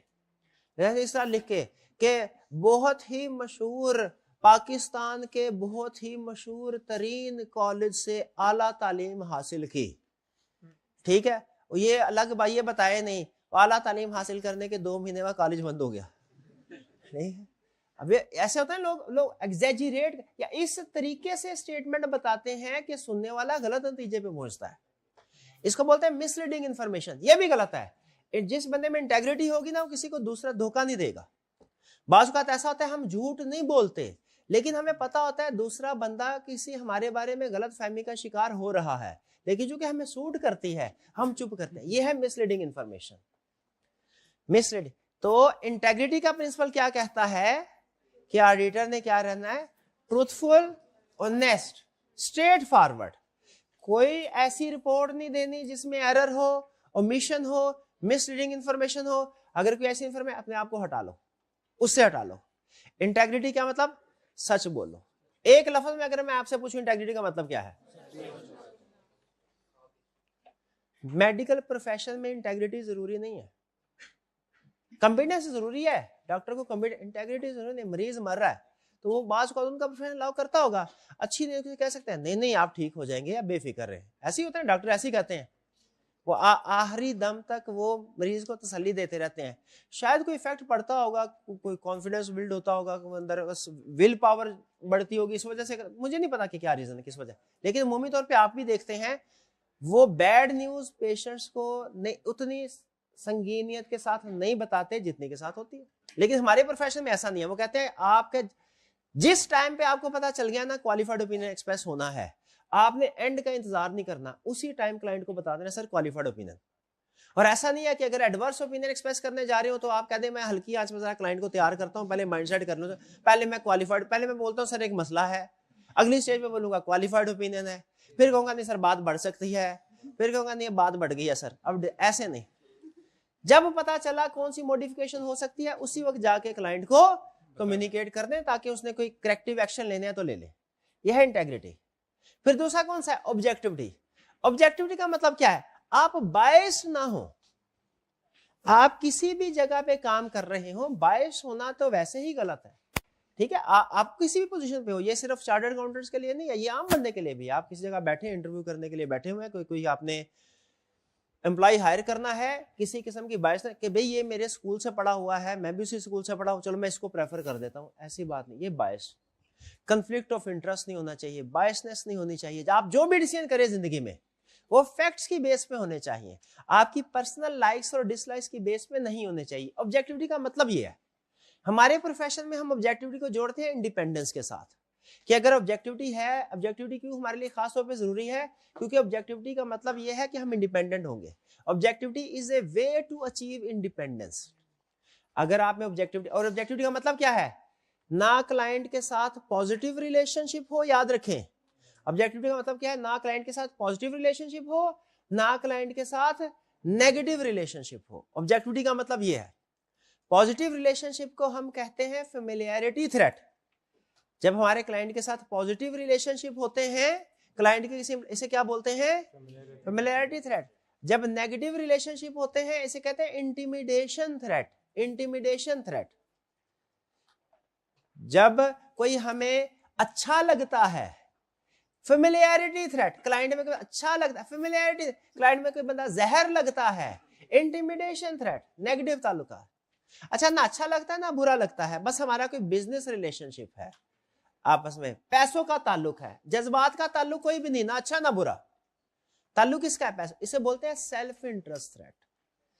तो कहते हैं ऑब्जेक्टिविटी का क्या है रूल, ऑब्जेक्टिविटी का मतलब हमने बायस नहीं होना, हमने ना अंडर प्रेशर आके कोई फैसला करना है, जजमेंट करनी है ऑडिट में कोई भी फैसला, कोई एस्टिमेट सीएफओ प्रेशराइज कर रहा है भैया ये एस्टिमेट है इसको एक्सेप्ट करो वरना तुम्हें जॉब अगले साल ऑडिटर चेंज कर देंगे, क्या हमें इस प्रेशर में आ जाना चाहिए?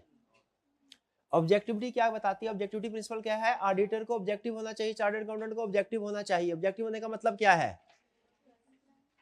ऑब्जेक्ट हाँ किसी के साथ अनड्यू इन्फ्लुएंस में नहीं आना, कंफ्लिक्ट ऑफ इंटरेस्ट क्रिएट नहीं होना चाहिए। ये प्रिंसिपल आपने मुझे पता है, आपने शायद टेक्स्ट में भी पढ़े होंगे, आपने शायद R2 में भी पढ़े होंगे, प्रिंसिपल वही है, एग्जांपल्स डिफरेंट है और मैं एग्जांपल डिफरेंट करके आपके सामने रख रहा हूं। आपने ये हरगिज नहीं जानने समझना कि ये आपने पहले पढ़ा हुआ तो पढ़ने की जरूरत नहीं है। ऑब्जेक्टिविटी समझ आ गई? ऑब्जेक्टिव का मतलब क्या है, इंडिपेंडेंट होना। ऑडिटर कब इंडिपेंडेंट नहीं होगा? मिसाल के तौर पे जब उसका सेल्फ इंटरेस्ट सेट होगा, पैसों का लेन देन होगा, फैमिली रिलेशनशिप होगा, कोई नेगेटिव रिलेशनशिप होगा, ये सिचुएशन ऐसी है जिनमें ऑडिटर इंडिपेंडेंट नहीं, ऑब्जेक्टिविटी नहीं। तो पहला प्रिंसिपल क्या है, इंटेग्रिटी, सच बोलो। दूसरा प्रिंसिपल क्या है, ऑब्जेक्टिव। जब कभी कोई भी ऑडिट में फैसला करने लगो ना, जिंदगी में भी कोई फैसला करने लगो, बिल्कुल हर चीज से इंडिपेंडेंट होके, अनबायस्ड होके, फैक्ट्स की बेस पे फैसला करो। ना पर्सनल लाइक्स आनी चाहिए, ना पर्सनल डिसलाइक्स आनी चाहिए। ये मुझे खुद पता है। इंटेग्रिटी क्या सिर्फ चार्टर्ड अकाउंटेंट के लिए जरूरी है? हर बंदे के लिए जरूरी है। क्या ऑब्जेक्टिविटी सिर्फ चार्टर्ड अकाउंटेंट के लिए जरूरी है? हर बंदे के लिए जरूरी है। फिर कॉन्फिडेंशियलिटी, कॉन्फिडेंशियलिटी का मतलब क्या है कि आप ऑडिटर है ना, एज ऑडिटर आपको लॉ ने पावर्स दी हैं, आपको ऑडिटिंग स्टैंडर्ड्स ने पावर दी है कि क्लाइंट से कोई भी इंफॉर्मेशन अगर आप चाहें for the purpose of audit आप निकलवा सकते हैं। क्लाइंट आपको इंफॉर्मेशन देने का पाबंद है। ऑडिटिंग स्टैंडर्ड भी ये कहते हैं, कंपनीज एक्ट भी ये कहता है। लेकिन याद रखे कि जब कभी आपको पावर मिलते हैं, वो क्या, वो पता नहीं किसी मूवी का डायलॉग था, क्या था कि great power power comes with great powers come with great responsibilities है, कोई इस तरह की लाइन थी। तो जहां कहीं पावर्स मिलते हैं ना आपको, उसके साथ उसकी जिम्मेदारियां भी होती हैं। तो जब हमारे पास ये पावर है कि हम क्लाइंट से जो भी इंफॉर्मेशन हासिल करना चाहे कर सकते हैं for the purpose of audit, साथ ही इसके साथ, इस पावर के साथ ही जिम्मेदारी भी आती है। क्या वो राइट पढ़ा था ना, मैनेजमेंट की रिस्पॉन्सिबिलिटी है क्या, to provide information to auditor. तो ऑडिटर की भी रिटर्न रिस्पॉन्सिबिलिटी है कि वो जो इंफॉर्मेशन उसे मिल रही है कॉन्फिडेंशियल रखे उसको, वो कॉन्फिडेंशियल इंफॉर्मेशन ना उसे खुद यूज करे, ना किसी दूसरे को डिस्क्लोज करे, ना खुद फायदा उठाए, ना किसी दूसरे को बताए। यह है कॉन्फिडेंशियलिटी प्रिंसिपल। ये तो वो असूल है जो कि लॉयर्स भी अडॉप्ट करते हैं, खासतौर में मेडिकल प्रोफेशन में भी, मेडिकल प्रोफेशन में। और मैं एक दफा किताब पढ़ा, पता नहीं किसे की हाँ अरस्तु की थी या किसी, जो बेसिकली समझा जाता है कि फादर है इस मेडिकल। तो उसने ये असूल मैं बताया था, उसने अपने जो शागिर्दों को जो सिखाता था तो असूल बताए थे कुछ असूल, वो असूल आज भी दुनिया में एप्लीकेबल। उनमें एक असूल ये भी था, अपने मरीज के बारे में कोई भी इंफॉर्मेशन किसी और को नहीं बताने। ये असूल, ये हजारों साल से असूल है। और क्या ये अच्छा असूल है कॉन्फिडेंशियलिटी का? बिल्कुल है। ठीक है, मरीज के मामला नहीं बताते डॉक्टर किसी और, अनलेस के जरूरी हो, और वो साथ में जो भी उनके होते हैं अटेंडेंट्स वगैरह, उनको हर बंदे को नहीं बताते। और इस तरह वकील भी है कि अपने क्लाइंट के बारे में जो इन्फॉर्मेशन है वो बताता है किसी और को नहीं। तो हमारे प्रोफेशन में भी कॉन्फिडेंशियलिटी का रोल है। क्या कि आपको अगर किसी बंदे ने इंफॉर्मेशन प्रोवाइड की है किसी भी, ये तो है चलिए ऑडिट प्रोफेशन में, अगर आप देखें रियल लाइफ में भी ऐसे होता है। भैया आपके दोस्त ने आपको दोस्ती में कोई घर की बात बता दी, कोई फैमिली मैटर, परेशान होता है ना बंदा घर में, घर की मतलब कोई बाहर की परेशानी हो बंदा घर में डिस्कस करता है, घर में परेशान फिर क्या होता है, दोस्त होते हैं, बंदा डिस्कस कर लेता है। बाद में अगर कोई फॉर एग्जाम्पल दोस्ती नहीं बाकी रही, दूर हो गए, कोई बात बुरी लग गई, दोस्ती टूट, क्या वो वाली बातें हमें एक दूसरे फैला देनी चाहिए? नहीं फैलानी चाहिए। कॉन्फिडेंशियलिटी प्रिंसिपल, रिलेशनशिप टर्मिनेट हो भी जाए, लिखा हुआ ये, आपने अपने जो पुराने क्लाइंट्स हैं उनकी इंफॉर्मेशन को भी कॉन्फिडेंशियल रखना है। कॉन्फिडेंशियल प्रिंसिपल ऐसा नहीं है सिर्फ उस वक्त तक है जब तक ऑडिटर क्लाइंट नहीं, उसके बाद भी है कॉन्फिडेंशियलिटी, समझे? हाँ, इसकी कुछ एक्सेप्शन है कि अगर क्लाइंट खुद इजाजत दे दे आप उसकी कॉन्फिडेंशियल इंफॉर्मेशन डिस्क्लोज कर सकते हैं। एक्सेप्शन है कॉन्फिडेंशियलिटी की, अगर लॉ रिक्वायर करे तो आप कॉन्फिडेंशियल इंफॉर्मेशन डिस्क्लोज कर सकते हैं। एक्सेप्शन जरूर है, लेकिन बेसिक प्रिंसिपल क्या है कि जो इंफॉर्मेशन ऑडिट के दौरान में आपको मिली या किसी भी प्रोफेशनल सर्विस के दौरान आपको मिली, आपने वो इंफॉर्मेशन थर्ड पार्टीज को डिस्क्लोज नहीं करनी, खुद भी यूज नहीं करनी।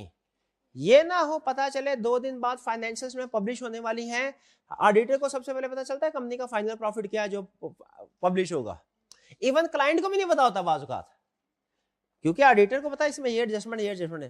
तो ऑडिटर ने कहा अच्छा प्रॉफिट अच्छा, ऐसा करता हूँ सुबह ही शेयर खरीदता हूँ, 2 दिन बाद बेच दूंगा, परसों फाइनेंशियल में पब्लिश होगी, प्रॉफिट दे के शेयर प्राइस बढ़ेगी, अभी सस्ती शेयर खरीद लेता हूँ, 3 दिन बाद बेच दूंगा। कौन सा प्रिंसिपल वायलेट किया? कॉन्फिडेंशियलिटी प्रिंसिपल वायलेट किया। नहीं करना चाहिए, ठीक है। तो कितने प्रिंसिपल हो गए? इंटेग्रिटी, सच बोलना, एक लफ्ज में पता। इंटेग्रिटी का मतलब क्या है? ऑब्जेक्टिविटी का मतलब क्या है? अनबायस्ड इंडिपेंडेंट रहना। कॉन्फिडेंशियलिटी का मतलब क्या है? छुपाना, राज छुपाने हैं, confidentiality. Professional competence and due care.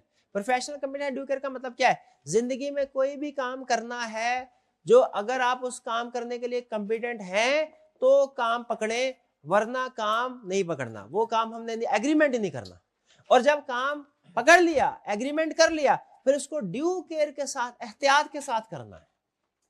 Professional competence and due care का मतलब क्या है? जो भी काम आपने अपने किसी भी क्लाइंट को सर्विस प्रोवाइड करनी है, उसे एक सर्टेन लेवल ऑफ एक्सीलेंस पे जाके सर्विस प्रोवाइड करनी है, कंपिटेंस लेवल। अगर आप में उस सर्विस को, उस जॉब को परफॉर्म करने के लिए रिक्वायर्ड नॉलेज स्किल है तो आप उस क्लाइंट को एक्सेप्ट करें, वरना उस क्लाइंट को एक्सेप्ट ना करें। यह है professional competence and due care.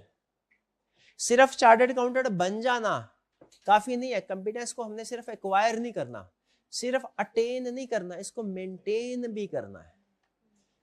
Competence attain करने से क्या मुराद है? मैंने चार्टर्ड अकाउंटेंट बन गया, लेकिन भाई वो जिस साल बना, अब साल में जमीन आसमान का फर्क है।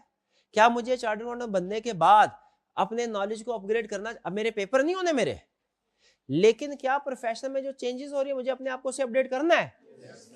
अगर मैं हमारे स्टैंडर्ड कैसे चेंज हो रहे हैं, हमारा अगली दफा कोड ऑफ एथिक्स जो चेंज होने वाला है, अगर मुझे उसका पता ही नहीं है, अगर मैं पुराना अपने जमाने का कोड ऑफ 2008 वाला आपको पढ़ाता रहूंगा, आप कहेंगे सर चार्टर्ड अकाउंटेंट तो हैं आप, कॉन्फिडेंस कोई नहीं आप में, आपने अपने आप अटेन तो कर लिया, अपने उसको नॉलेज मेंटेन नहीं कर सके, अपडेट नहीं कर सके।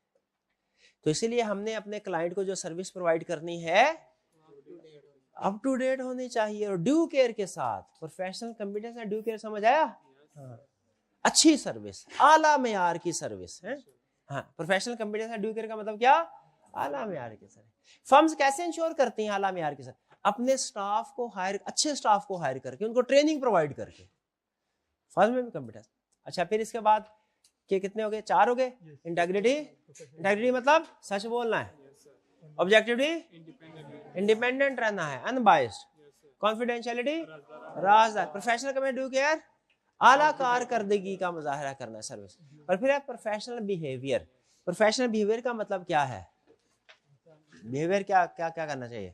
अच्छे अखलाक, हाँ शाबाश, अच्छे अखलाक, अच्छे अखलाक का मुजाहरा करना है प्रोफेशनल बिहेवियर।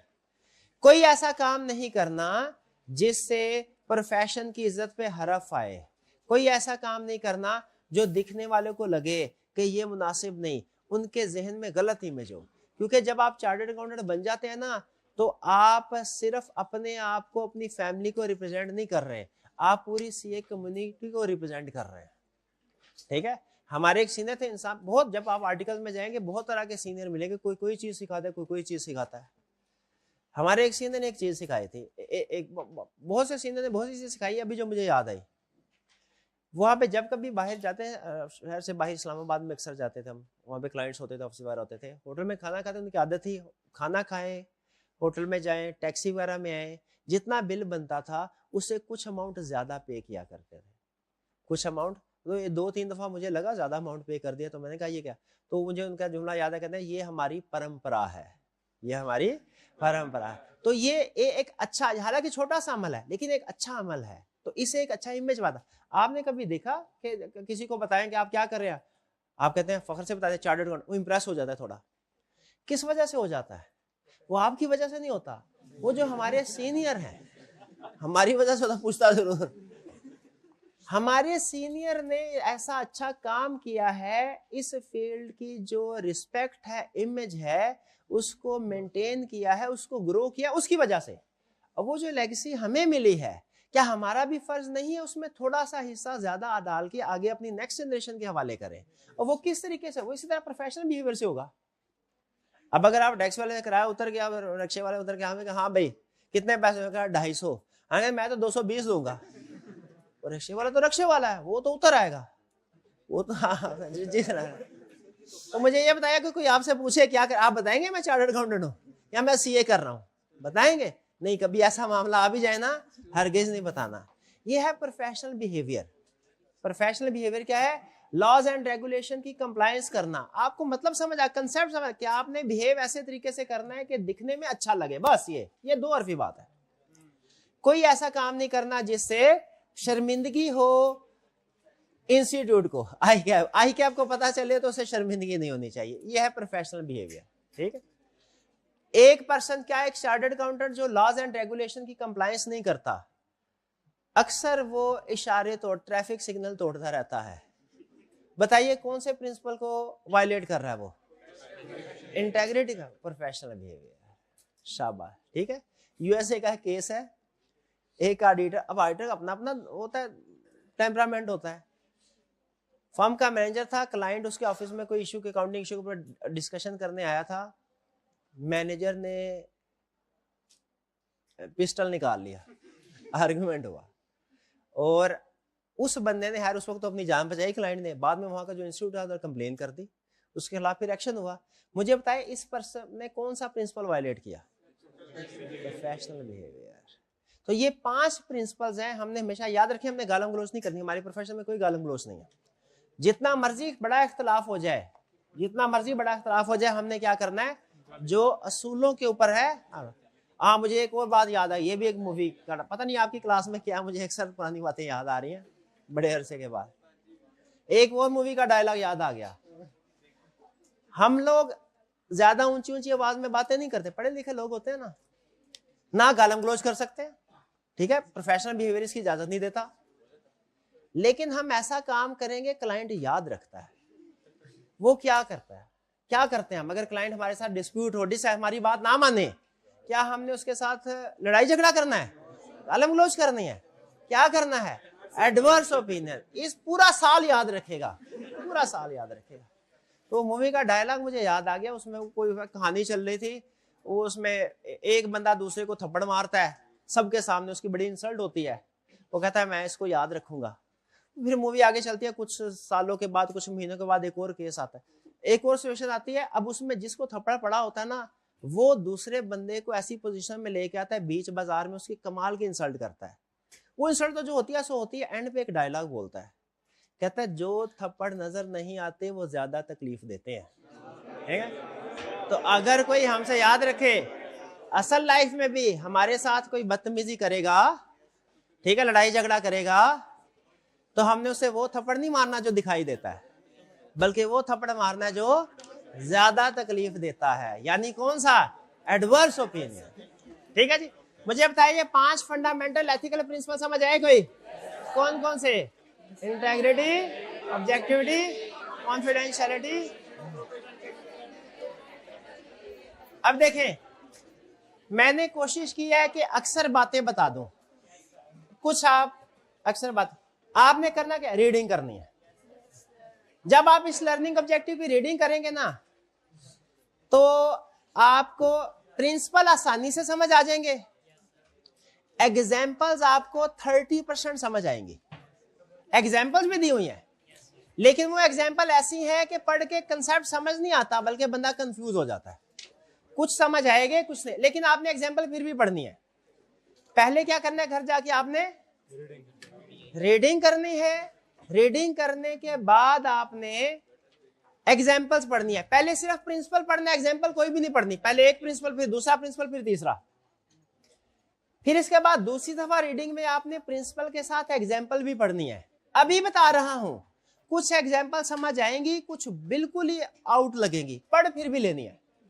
कल हम इनको डिस्कस करेंगे, मैं आपको बताऊंगा कौन सी वाली एग्जाम्पल को समझना हमारे लिए जरूरी है, किसको समझना जरूरी नहीं। रीडिंग आपने सबकी करानी है। समझ लग गई जी? ये चैप्टर स्टार्ट में दो लेक्चर्स होते हैं, थोड़ा सा चलता है बोरिंग सा। इसके बाद सिचुएशन बहुत ही इंटरेस्टिंग सिचुएशन होती है जो डिस्कस हो रही होती है। ये अच्छा चैप्टर है और इसमें कोई याद करने वाले मटेरियल भी ज्यादा नहीं है। और सबसे अच्छी बात, कंफर्म क्वेश्चन इस चैप्टर में से इंशाल्लाह आएगा और 10-12 नंबर का आएगा, ठीक है। हाँ, और आपको एक और बात बता दूं, आपको पता है आपका इस दफा जो एग्जाम स्टाइल है चेंज हो चुका है। अब आपके पेपर में एमसीक्यूज भी आएंगे, उसकी भी तैयारी करनी है 10 मार्क्स के। हाँ, तो उसके वो अच्छा हो गया, मेरे ख्याल में ये अच्छा हो गया है, क्योंकि इसमें बायसनेस नहीं होगी एमसीक्यूज में। बहरहाल है, चले छोड़े, ओवरऑल अच्छा हो गया मेरा। लेकिन फिर भी तो मैं आपको ये कहना चाह रहा था कि जो भी चेंजेस हो रही है ना, हम उनके साथ हमारी उनके ऊपर नजर आए, आपने परेशान नहीं होना, ठीक है। जो भी चीज है आपने एक दफा एनरोलमेंट करवा ली, अब आपके आखिरी दिन तक जो भी चेंज आएगी सिलेबस में वो आपको करवाना, वो हमारी जिम्मेदारी है, ठीक है जी। चलिए, आज का लेक्चर, हाइब्रिड क्लास वाले अभी बैठे रहे, जिन्होंने क्वेश्चन पूछना है, मैं भी हाइब्रिड क्लास की तरफ जा रहा हूँ। आज का लेक्चर यहाँ पे खत्म करते हैं। अल्लाह हाफिज।